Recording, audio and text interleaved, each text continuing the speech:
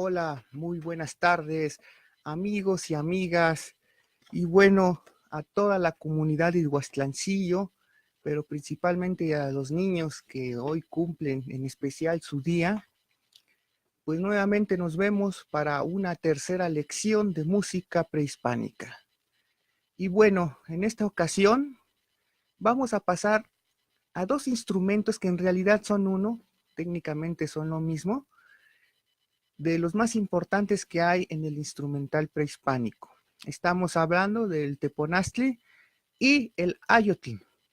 Como ustedes saben, el teponaztli y el ayotl son instrumentos de percusión y tienen la peculiaridad de tener o poseer dos lengüetas, ¿sí? Dos lengüetas que van a dar un sonido característico, y de ahí que muchas de las danzas se denominen tocotines o tocotín, ¿sí? De hecho, el término tocotín es un término del cual pues se saca a partir de los sonidos de estos instrumentos. Y bueno, antes de empezar a hacer la cuestión más práctica, la situación más práctica, sí me gustaría que ustedes vean que el que tengo aquí es un teponaztli que hice especialmente de un tronco que tenía por ahí. Me ha acompañado en todas partes, fue el guardián, de hecho fue el primer instrumento prehispánico que tuve. No tendrá, como podrán ver, los diseños totalmente manufacturados, o en este sentido a modo de escultóricos, como los que se venden en las tiendas o como se venden en las calles, o incluso no se parecen nada a los que están en el Museo Nacional de Antropología. Sin duda diseños muy bonitos y preciosos que los invito a que vayan a verlos. Pero a mí lo que más me importaba era su situación totalmente práctica. A mí me importa que los instrumentos sean funcionales antes de la cuestión artística o estética, ¿sí? Y en este sentido, pues estamos ante un instrumento capital y fundamental en la música prehispánica. De hecho, es de los instrumentos que siempre está al lado del huehuet, ¿no? En esta ocasión no lo tengo a mi lado el huehuet, porque pues no cabríamos, luego veremos cómo lo haremos, pero en esta ocasión quiero que nos concentremos en este instrumento. Y bueno, para poder tocar este instrumento, ¿sí? Se van a utilizar dos de estos, ¿cómo le llaman? Percutores o baquetas, como suelen llamar, pero hay un nombre náhuatl para denominar a estos artefactos. Se llama All Might, ¿sí? O mano en movimiento. Evidentemente, pues se debe precisamente a que con esto se hace el movimiento y se tocan las lengüetas, ¿sí? Podrán escucharlo claramente, ¿no? ¿Sí? Ahora bien, en esta ocasión yo voy a utilizar para este instrumento, para que se escuche un poco más intenso, este tipo de artefactos. No todos los huevos funcionan igual. En mi caso, como tiene un poco las lengüetas más gruesas, con este tipo de baquetas, puede darle mayor intensidad, ¿sí? Lo escuchan mayor, que en anterior al otro se escucha un poco más intenso. Voy a utilizar estos, pero también voy a que tengan este tipo de instrumentos, ¿no? Si ustedes quieren adquirir un teponaztle, los venden hechos en carrizo o en bambú, los he visto y creo que son muy baratos. Creo que son instrumentos para poder iniciarse a poder acostumbrarse al sonido del teponaztle, ¿sí? Y ya después, cuando se quieran hacer un conjunto más formal, más de los eventos públicos, pues sí, bastaría con que tuvieran un par de estos, o uno por lo menos, para que puedan ya después practicar de manera más profesional o más seria, en última instancia, lo que se vaya a tocar en los eventos. Y bueno, la característica entonces del teponaztle se debe principalmente a sus dos lengüetas, ¿sí? Como ustedes no lo pueden ver como yo sí lo estoy viendo, les hice esta gráfica, ¿sí? En esta gráfica podemos observar que está elaborado a partir de dos lengüetas, lo pueden ver aquí, acá hay uno, acá hay otro. Por lo regular, la lengüeta que está del lado izquierdo es una lengüeta más larga, ¿sí? y que produce un sonido un poco más bajo, ¿sí? Y el caso del lado que está del lado derecho, un sonido más intenso, o sea, un sonido más agudo o más alto, ¿no? Ahora, aquí podremos ver abajo, ¿sí? ¿Cómo llamarlo? La pronunciación onomatopéyica del cual se produce el sonido, ¿sí?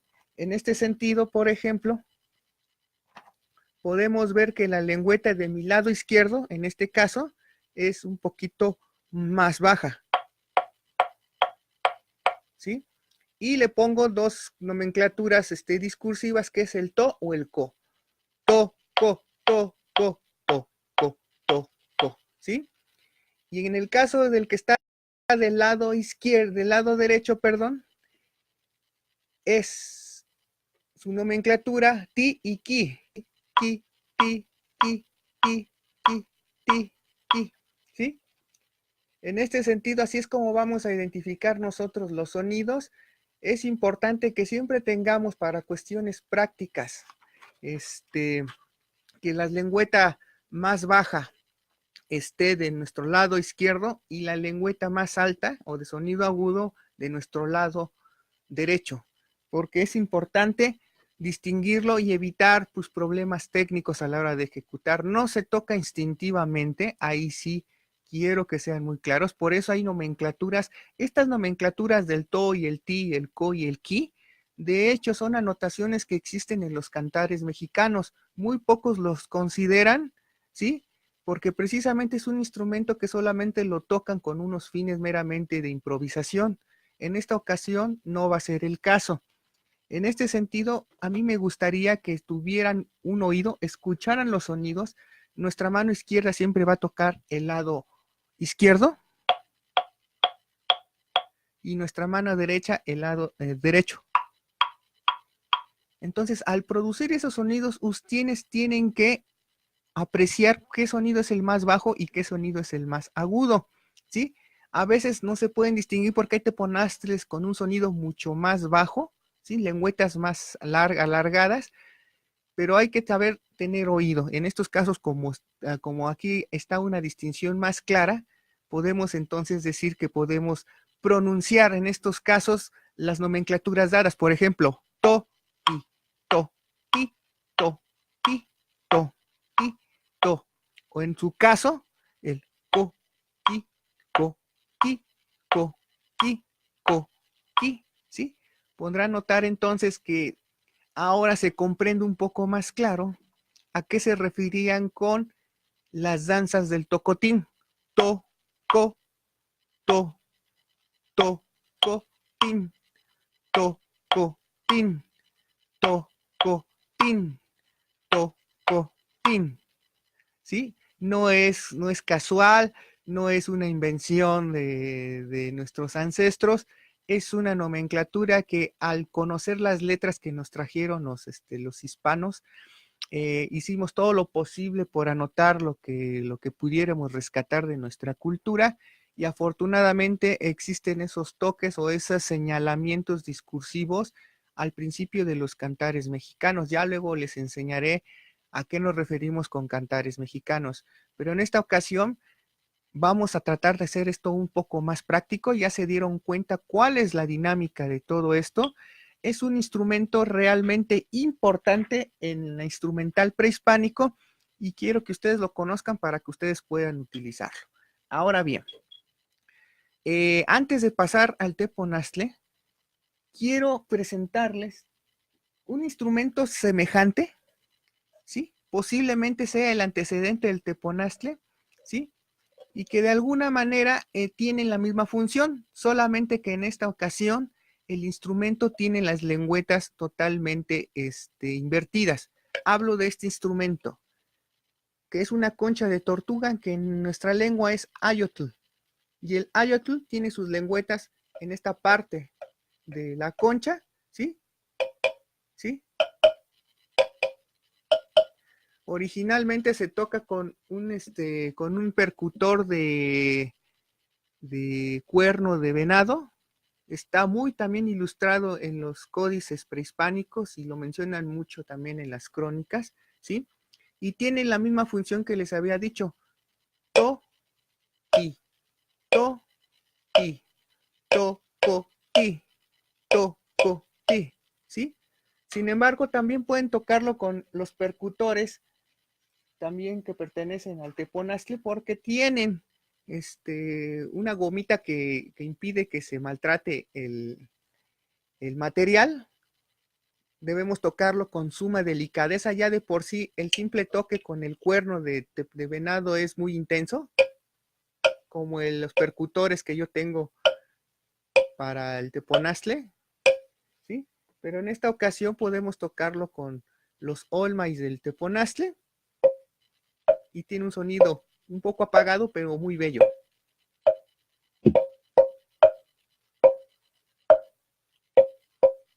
Entonces también produce el sonido del tocotín, tocotín, tocotín, ¿sí? Ahora bien, estos instrumentos desafortunadamente provienen de animalitos que murieron, ¿sí? En especial este fue un regalo de mis alumnos, de esta Jacqueline y Pedro, les mando un saludo, ¿sí? Y en este sentido, es como nosotros tratamos de conocer estos animalitos, pues yo creo que en aquellas ocasiones o eran cazados o se aprovechaba una vez que moría el animal de su caparazón en última instancia. Es un instrumento que es que desafortunadamente atenta con la vida de nuestras especies, por lo cual no les recomiendo que adquieran de alguna manera estos instrumentos, ¿sí? Si son de animalitos muertos naturalmente, pues adelante, pero no soy de los que de alguna manera buscan la manera de obtener este instrumento a partir del asesinato de los animalitos, ¿no? Por eso, todos los instrumentos prehispánicos tienen que verse como cosas animadas, tienen vida propia, tienen alma. Y en este caso de animalitos, pues también es un instrumento sagrado. Regularmente se tocaba en eventos de funerarios, ¿sí? Se tocaba junto con unas sonajas y en este caso con el que de alguna manera interpretaba en este instrumento y se hacían cantos tristes para aquellos que habían fallecido, ¿sí? En este sentido, pues tiene la misma función del teponaztli. Tampoco soy de la idea de que tengamos que tener los teponaztles y hay que acabar y talar muchos árboles. De hecho, no, cualquier tipo de madera no puede generar un teponaztle. Hay maderas muy específicas. En este caso, la madera que yo utilicé son de troncos que cortaron en la tala de árboles para proteger los cables eléctricos. Nada más se quitó el ramaje, algunos troncos que realmente estaban más o menos estorbando la vía pública. Y pertenece a uno de esos troncos, el cual yo aproveché, logré pues ahora sí que quitarle el relleno y generar las lengüetas y tengo un teponaztle funcional. En este sentido, pues hay que evitar lo menos posible que estos materiales, si bien son de carácter natural, que no se sobreexploten de alguna manera. Por eso cada teponaztle, cada huehuet, cada ayotl, en última instancia son instrumentos que una vez que se hayan adquirido, deben tratarse con mucho respeto, ¿sí? Con mucha consagración, ¿sí? Porque eso es el significado que tuvo desde tiempos inmemorables, ¿sí? Y en ese sentido así aprendemos nosotros también a apreciar la música que ellos pudieron haber cultivado.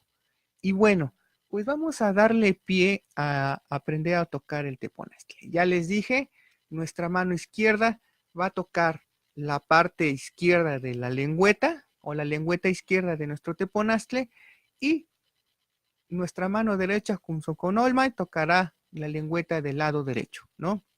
Entonces tenemos haciendo un breve ejercicio. To, to, ti, ti, to, ti, ti, to, ti, ti, to. ¿Sí? Este es un primer ejercicio. Quiero que lo hagan por lo menos varias veces hasta poder distinguir los sonidos, ¿sí? To, ti, ti, to, ti, ti, to, ti, ti, to, ti.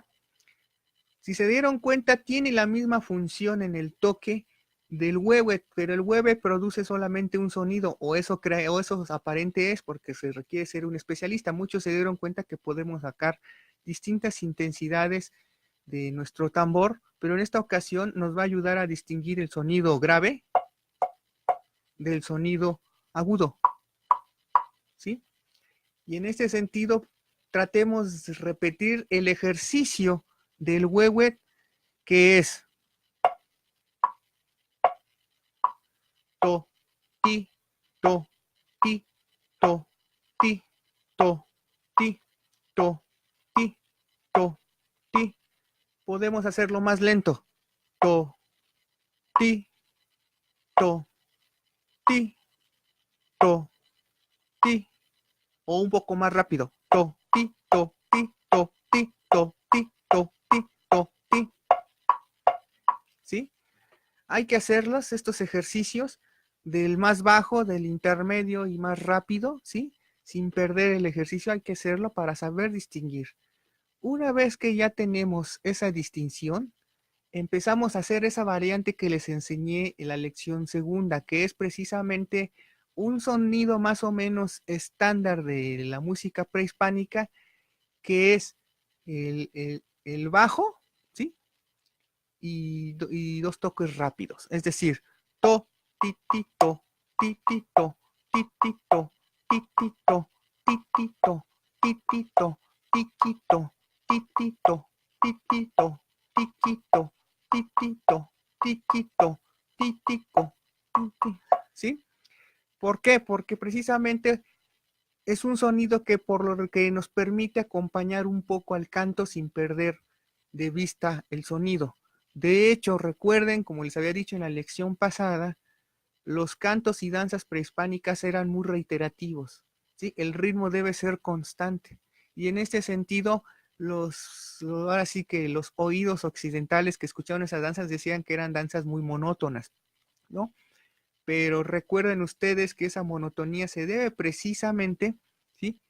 No porque se carezcan de ciertas posibilidades en los instrumentos, sino más bien era para que fuera una coordinación muy general en las fiestas públicas y tuvieran los mismos, tanto el mismo ritmo como el mismo sentido del texto, ¿no? Entonces, ustedes habrán dado cuenta que el teponaztle como el huehue son instrumentos no solamente para la danza, sino instrumentos para el canto, y en especial el teponaztle, porque nos ayuda a tener precisamente esa distinción entre dos sonidos. El teponaztle tiene dos sonidos, el huehue tiene uno. Por lo menos veamos así el huehue y el teponaztle de esa forma. Son instrumentos que vienen juntos, ¿sí? Vienen parejos y que los vamos a ver muy representados en los códices y muy mencionados en las crónicas de los historiadores. Ahora bien, eh, quiero que por lo menos se den cuenta a qué me refiero, ¿sí? Con que es un instrumento para acompañar el canto, ¿sí? Vamos a tocar, ¿se acuerdan de la canción que vimos la lección pasada? Angustia ante la muerte. Pues vamos a tratar de hacer ese canto, ¿sí? Evitando, pues más bien invitando a que ustedes comprendan más o menos en qué va el uso del teponaztle. ¿Se acuerdan? Entonces vamos a utilizar el to, ti, ti, to, ti, ti, to, ¿sí? Ahora vamos a pasar a tocar y a cantar pues este canto que se llama Angustia de la Muerte, ¿sí? Empecemos. Escuchen y sean muy atentos. Ok. Ni winti, ni choka, ni notlamati,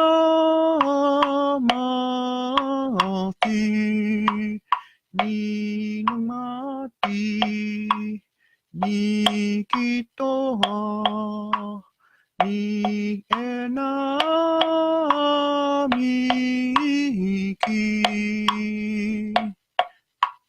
Makaiglimiki,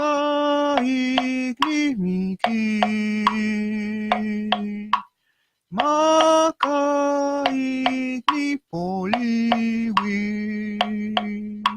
¿Se acuerdan de esa canción? ¿Se dieron cuenta lo interesante que es tocar y cantar al mismo tiempo? eso lo hacían nuestros cantores hace mucho tiempo, ¿sí?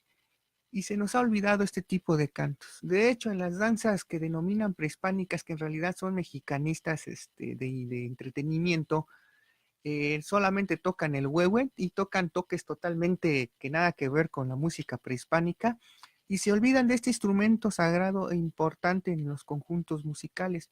De vez en cuando, y eso es muy rara vez que veo un teponaztle y un huehue juntos, y por lo regular está nada más presente, pero nadie lo toca en última instancia, ¿sí? En este sentido, yo creo que es importante ustedes, mis niños, que aprendan que huehue y teponaztle son dos entidades musicales que van juntas.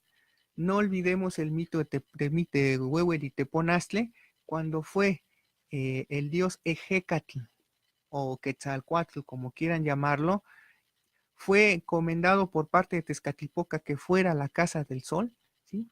Uno de esos instrumentos, o más bien dos de esos instrumentos que trajo de la Casa del Sol conjuntamente y que respondieron a su canto, fue precisamente Huehue y Teponaztle.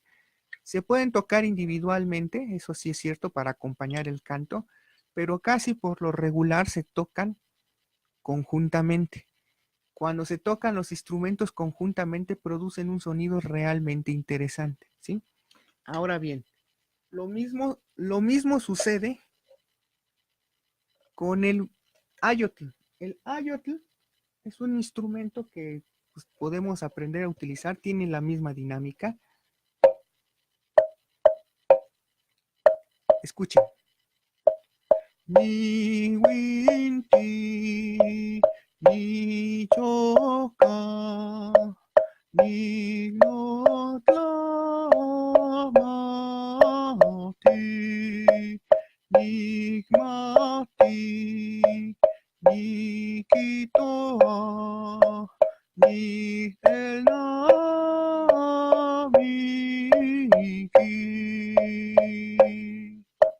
Makahignimiki, Makahignipoliwi. ¿Sí? Puede tener el mismo funcionamiento, lo podemos hacer con el cuerno de venado, ¿sí? Y bueno, se dan cuenta que tiene el mismo uso que el teponazle, ¿sí? Y en este sentido, pues hemos aprendido algo muy importante del uso del teponazle y del ayotl, ¿sí? Que son instrumentos para acompañar el canto, al igual que la danza, pero más el canto. Y en este sentido, pues tratar de comprender un poco sobre los sonidos de nuestros ancestros. Y bueno, voy a culminar. Antes que nada, sí me gustaría que hicieran estos ejercicios. Nuevamente, el primer ejercicio es el primero que hicimos en la lección 1 con el huehue, que es precisamente este. To, ti, to, ti, to, ti, ¿sí? Varias veces subiendo la velocidad o bajando la velocidad, eso es importante. Y otro que es que el que tiene variante, ¿no? To, ti, ti, to, ti, ti, to, ti, ti, to, titito, titito, titito, titito, titito, ¿sí? También igual bajando y subiendo velocidades, ¿sí? Y pues vayan ustedes haciendo ese ejercicio. Si tienen huehue y teponazcle, intenten los dos y verán lo hermoso que es el sonido conjuntamente para que ustedes se vayan pues involucrando, pero sí me interesa que tengan esto, ¿sí?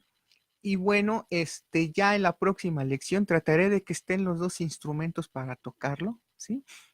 Y escuchemos más o menos cómo suena un conjunto prehispánico, por lo menos de estos dos instrumentos, ¿sí?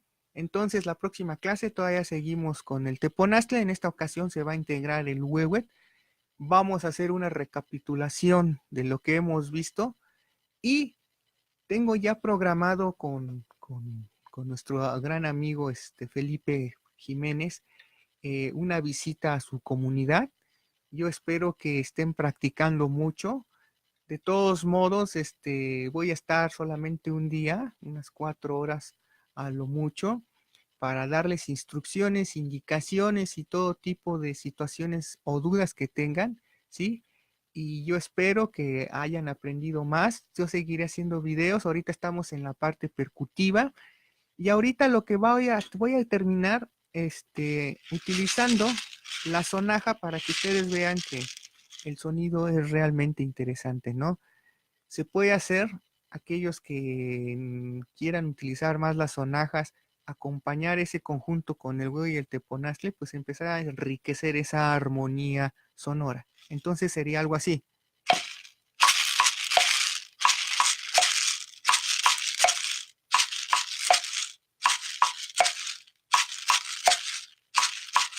Pueden hacer el mismo ejercicio. Evidentemente, vamos nosotros a hacer que la sonaja también destaque un poquito. ¿Sí?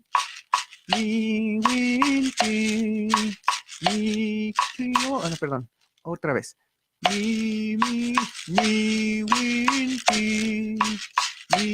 choca, mi no clamati, mi mati, mi kitoa, mi elami, Makaikimiki. Makaikmipoiwi. ¿Se dieron cuenta? A pesar de que, bueno, de por sí yo tengo una voz fea, pero acompañar el canto es importante, que por lo menos ser entonado. Una cosa es tener buena voz y otra cosa es estar entonado. Yo trato de ser entonado más que tener buena voz. Imagínense, chicos, estos instrumentos sonaja, luego el teponaztle, ¿sí? Con voces humanas, ¿sí? Y a eso agregarle la danza y otros elementos, y realmente estamos evocando lo que antiguamente era esta manifestación de danza y música entre nuestros ancestros prehispánicos. Por eso es importante y me interesa mucho que ustedes aprendan a coordinarse. Un buen músico prehispánico está bien entonado, tiene buena coordinación, disciplina, pero sobre todo capacidad de ejecución e interpretación. Esto es importante. Aquí importan poco las notas, las escalas, etcétera. Ahorita eso no nos interesa, de hecho es un poco ajeno. Sí hay escalas sonoras, eso lo veremos cuando veamos el uso de las tlaspizali o las huilacapistli, que son instrumentos de viento o flautas, pero ahorita estamos en la parte de percusiones, ¿sí? Y quiero que ustedes aprendan precisamente a utilizar en principio la base de nuestra música, que son huevo y teponaztle, y posteriormente ir enriqueciendo el conjunto. En este sentido, pues yo espero que hayan aprendido mucho en esta ocasión de esta tercera lección, ¿sí? Y que bueno, amigos de Yuhuastlancillo, pues aprovechen estos materiales. Ya hablé con nuestro gran amigo Felipe, cómo va a estar el asunto, y yo espero ir pronto a su comunidad, ¿sí? Ya programaré, habíamos quedado que en el mes de mayo, yo espero que sea finales de mayo, y bueno, nos estaremos viendo pronto. Yo creo que haré el cuarto video para la próxima semana, y en este sentido, pues yo espero que estén aprendiendo mucho. Nuevamente los felicito en su día, que es hoy el Día del Niño. Y bueno, pues les mando un saludo, amigos y comunidad de Huastlancillo, amigo Felipe, a todos, ¿verdad? Un abrazo fraterno y los espero en la próxima emisión de Lecciones de Música Prehispánica con su amigo y maestro Ricardo Manuel Pilón Alonso, cantor de Azcapotzalco. Muchas gracias y que tengan una bonita tarde.